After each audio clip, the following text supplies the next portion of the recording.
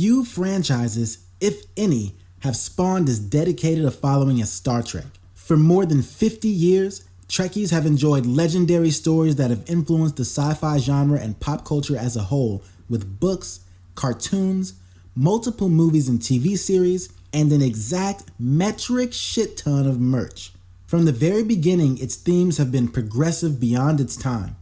Its characters make us strive for more, and a universe so thoroughly developed and expansive it needed to be split in two. After 15 years, audiences were introduced to another TV series of the Prime Universe with Star Trek Discovery. Discovery has by far the best pilot of any Trek series ever. I always say that when you start a show or a movie, you need to grab the audience's attention. I understand the need for setup, but just do something to get the audience's attention first. They start out in a dire situation in which the Federation accidentally contacts the Klingons for the first time in 100 years, and episode 1 wraps up with the start of a full-blown war. Now that's what I'm talking about. Another big upgrade that we haven't seen in Star Trek is top-notch visual production. They shoot it in 2-to-1 aspect ratio, and it is absolutely gorgeous.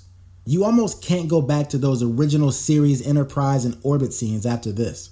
Unfortunately, that's about where my praise ends for Discovery.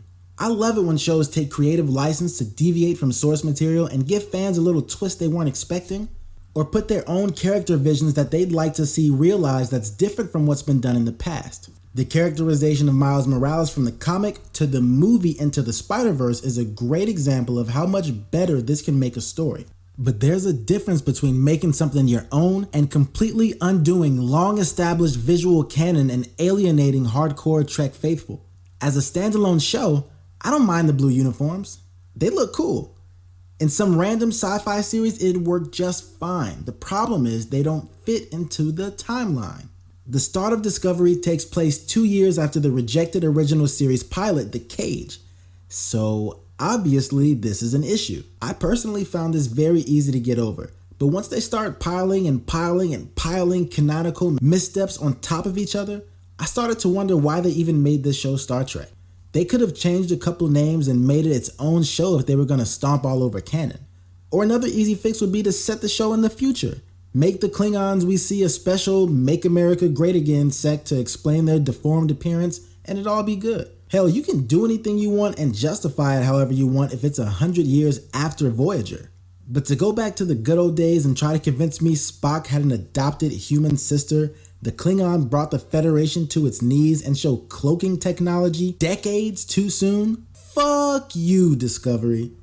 With so much established universe building being ignored, we can no longer trust anything we think we know about the universe. If you've never seen Star Trek and this is how you want to get into it, you'll still likely find it pretty difficult. This writing is almost too bad to sit through at times. Not even just plot devices or Deus Ex Machina, but total head scratching, but why though? They write the characters into outlandish conflict that goes against all reason to set up their plots. There's a scene toward the end where the main character basically saves 2256 Space Hitler, who would reasonably want to murder all of her friends and was even literally shown eating the species of her captain for dinner. Finally, let's talk about the lead character, Michael Burnham. She's the most overpowered Mary Sue character in all of Trek by a mile. Half of their plans to get out of tight spots is just to let her do some impossible stunt and then kick the shit out of everyone around her. Her hunches are always right and she's the smartest person in Starfleet. Relatable much? One saving grace though is Sonica Green Martin gives an amazing acting performance. Every movement, every expression makes me believe that she is Michael Burnham. Problem is, I can't stand Michael Burnham. Discovery is no doubt exciting and it's an incredible visual masterpiece, but that's pretty much it. If you've never seen Trek and want to ooh and ah for 15 episodes and not think too hard, you'll probably say it's alright. And there's nothing wrong with that. Hell, I did. I'm on season 2 now. It's definitely not the only TV show that falls into this category, but it's the only one with a 50-year legacy with one of the most hardcore followings imaginable who will undoubtedly kick up a Last Jedi-sized shitstorm with every inconsistency they find. If you were looking to dive back in the 90s and relive Trek days of old, you're better off trying your luck on Amazon Prime with Picard. I love love you, but we really gotta go right now. Fine, it was fun while it lasted.